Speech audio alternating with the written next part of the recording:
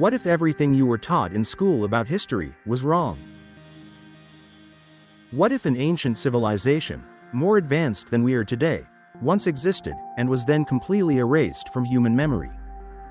From secrets buried beneath the Sphinx, to maps that depict Antarctica before it was covered in ice. Graham Hancock believes Atlantis was real, and that we are only now rediscovering what was hidden for millennia. You're watching Mysterious Realms, where forgotten truths are brought back to light.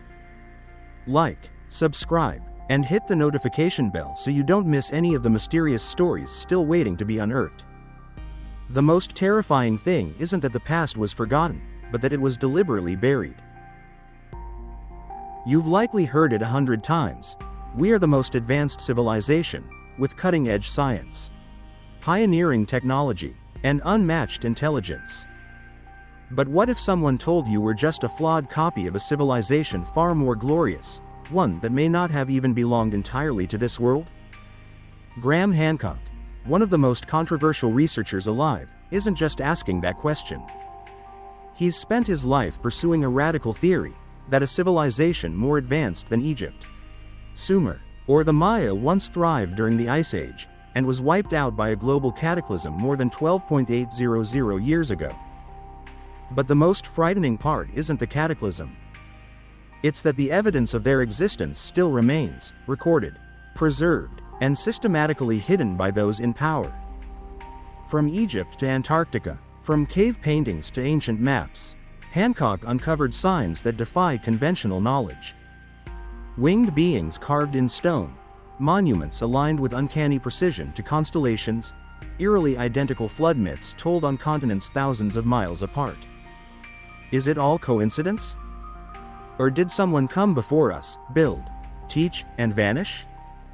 And the mystery begins in one of the most enigmatic places on Earth, Egypt, where Hancock believes a secret lies buried beneath the very feet of the Great Sphinx.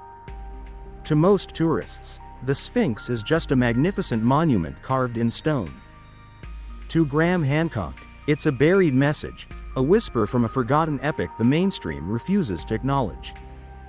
He doesn't base this on guesswork.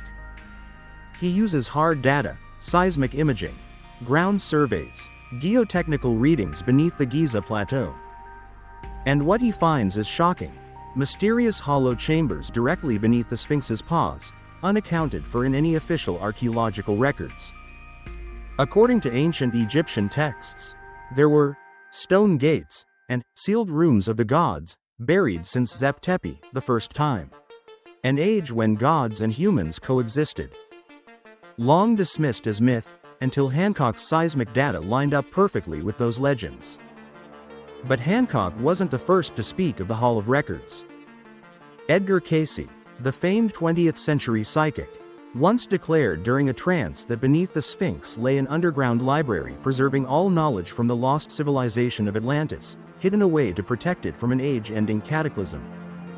Mainstream scientists rejected it, but Hancock pressed forward. He found unexcavated tunnels, a sealed corridor blocked by granite, and erosion marks from water, a substance that hasn't existed naturally at Giza in thousands of years. Who carved these tunnels? Who built an underground vault with no surface access? And most of all, who, or what, left knowledge buried there? All evidence points to a single conclusion: the builders of the Sphinx weren't Egyptians. They were the remnants of a much earlier civilization. A people capable of charting the stars, aligning structures to celestial poles, and etching the mechanics of the universe into stone. Hancock believes that if we unlock the chamber beneath the Sphinx, we won't just uncover relics or stone tablets. We'll uncover the true history of humankind. A history that someone, somewhere, has worked very hard to bury. What did they draw on cave walls, before the ideas of angels or demons even existed? Leaving the golden sands of Egypt behind, Graham Hancock ventured deep into the cold, shadowy caves of the ancient world, places where the first humans painted what they saw tens of thousands of years ago. But what shook Hancock wasn't the familiar images of wild animals or hunting scenes. It was the strange beings, half human, half animal, with enlarged eyes, and sometimes wings. No one taught prehistoric people how to draw. No one told them to depict things that didn't exist.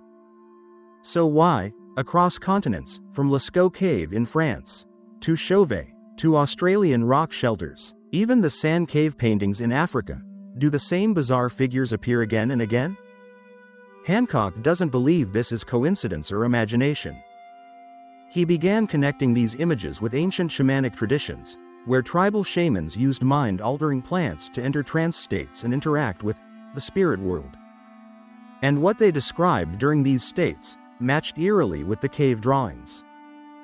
They spoke of beings made of light, of teachers from the stars, of entities that could think and speak through thought. If these were isolated accounts, one might dismiss them as fantasy. But when hundreds of cultures across the globe, who never knew of each other, describe the same beings, the same encounters, we may not be talking about mythology anymore. We may be facing a truth encoded in legend. Hancock asks, is it possible our ancestors made actual contact with something beyond human biology? And the only way they could preserve that experience was through art? What troubles Hancock isn't just the imagery, but the messages. Because in some cave paintings, these beings aren't just present, they're guiding. They instruct, they teach how to build, how to craft, how to understand the stars. Some caves even depict detailed energy spirals, sacred geometry, and symbols that modern science still can't fully decode. Hancock doesn't say they were aliens. He says, they might be something entirely different, a consciousness from another dimension, capable of interacting with us through expanded states of mind, when humans transcend normal material perception. And if that's true, then the ancient caves scattered across our planet may actually be the journals of human contact with non-human intelligence. It wasn't divine punishment, it was a cosmic collision that nearly wiped us out. 12.800 years ago, before empires, before pyramids, when humans still hunted and gathered, something cataclysmic happened. A global flood. Not just mythology, not just a biblical tale, but a real climate event scientists now call the Younger Dryas, a sudden, violent ice age that still puzzles modern researchers. Graham Hancock believes it wasn't natural. It was triggered by a massive comet impact. A strike somewhere near North America caused extreme heat, igniting wildfires, melting ice sheets, triggering enormous floods, and raising sea levels by tens of meters within years. It didn't just change the climate, it erased a civilization. Hancock declares, we are not the first civilization. We are the survivors of one that history chose to forget. His evidence? He points to Göbekli Tepe, a megalithic temple site in Turkey. Dated to 9600 BCE, the same time the Younger Dryas ended. This place features complex stone architecture, celestial carvings, depictions of extinct animals, and cosmic symbols, all suggesting someone, immediately after the catastrophe, retained advanced astronomy, engineering, and knowledge that couldn't have emerged from Ice Age survivors alone. Who taught them? Who passed down this knowledge? And how did they survive? Hancock theorizes, there was once a highly advanced civilization before the impact. When the comet hit, they weren't entirely wiped out. But the survivors became the gods, remembered in later myths across Egypt, Sumer, and the Americas. These gods may not have been divine. They may have simply been people carrying maps, tools, technologies, and memories of a lost world. It was they, or their descendants, who built what we now call ancient mysteries. If Hancock is right, we are living in a loop, a cycle of destruction and rebirth. And perhaps another disaster is approaching, and we're not ready. Atlantis didn't sink beneath the sea, it was frozen beneath Antarctica. You've likely heard the tale of Atlantis, the fabled city that vanished without a trace in a single night and day. To many, it's merely a myth crafted by Plato to teach a moral lesson. But to Graham Hancock, Atlantis isn't just a legend, it's a lost historical truth buried beneath layers of ice. According to Hancock, Antarctica, now a frozen wasteland, was once a lush, temperate land filled with forests, rivers, and a livable climate. It could have been the center of an advanced civilization with knowledge of architecture, astronomy, and mapping techniques modern humans are still struggling to understand. So what happened? Hancock draws from a highly controversial theory, Earth's crustal displacement. He believes that around 12,000 years ago, the Earth's outer crust shifted, moving the continent that once held Atlantis to what is now Antarctica. The climate changed drastically in mere years. Atlantis didn't sink, it was buried beneath kilometers of ice. But where's the evidence? Hancock points to the Piri-Reis map, an ancient chart drawn in 1513 by a Turkish admiral. It depicts the coastline of Antarctica without ice. The problem? How could someone in the 16th century know what Antarctica looked like before it froze over thousands of years ago? Hancock goes further, arguing that survivors of Atlantis carried their knowledge and passed it down to later civilizations, including ancient Egypt, Sumer, and even the Maya. He highlights that pyramids appear across the globe, built with strikingly similar architecture, in regions supposedly unconnected. The astronomical knowledge, calendar systems, and agricultural techniques of the Maya, Egyptians, and Sumerians all emerged suddenly, and were far beyond their supposed eras. Could all of this be the legacy of Atlantis' survivors? A civilization that perhaps reached the stars, understood molecular structures, and mapped the cosmos, yet was erased in an instant? Hancock doesn't claim they were aliens. But he asks the chilling question. If a civilization once more advanced than us could vanish completely, what's stopping it from happening again? Many scientists refute this theory. But one thing they can't deny: there are things on this planet that modern science still can't. If our ancestors were guided by the stars, who stood behind the curtain of the cosmos? Throughout history, ancient civilizations like Egypt, Sumer, and the Maya shared an eerie commonality: extraordinary astronomical knowledge, precision engineering, and mysteries we still can't solve. Graham Hancock doesn't believe that's coincidence. He asks, how did civilizations half a world apart, with no contact, come to know the same constellations, track the same cosmic cycles, and build structures that defy even today's technology? Hancock believes they were helped, not by beings from the future, but from beyond Earth. He points to cave paintings from Europe, Africa, and South America, depicting hybrid beings, winged entities, oval-headed figures, or light-emitting forms. Science labels them imagination. Hancock sees something else: records of real encounters. Many ancient cultures used hallucinogenic plants in shamanic rituals to communicate with the other world. But upon closer study, Hancock discovered something startling. People across eras and continents described seeing the same beings, receiving guidance, and sensing a higher intelligence during their visions.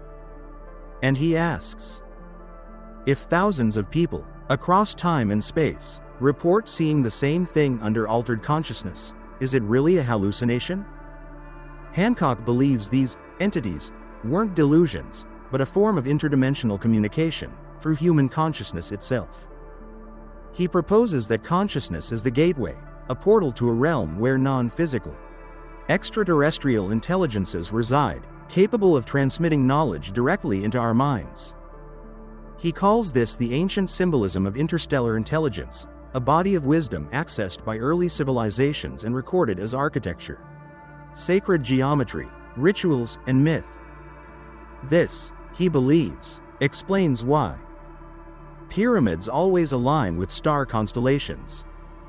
Temples and monoliths are aligned to solstices, equinoxes, and cosmic cycles.